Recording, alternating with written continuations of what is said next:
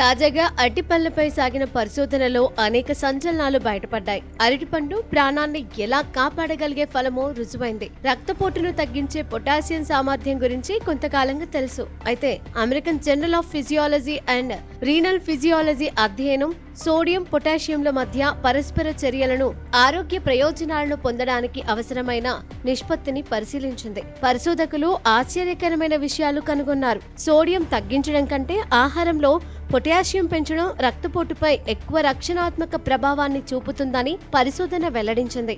అలా పొటాషియం పెంచి ప్రాణాలు కాపాడే అమృత ఫలం అరటి ఒక్కటే అని రుజువవుతోంది.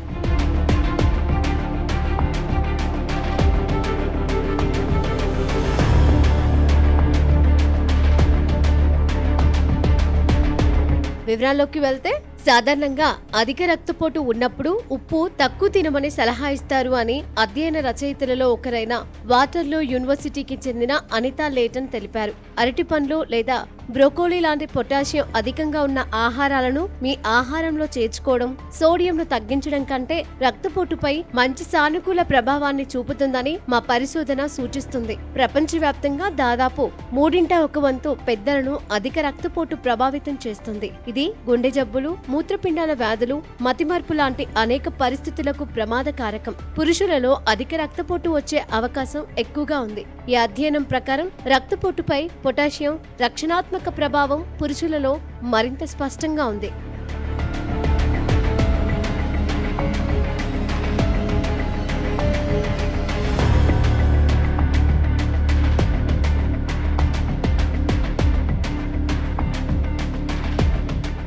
అరటిపండ్లలో పొటాషియం పుష్కలంగా ఉంటుంది.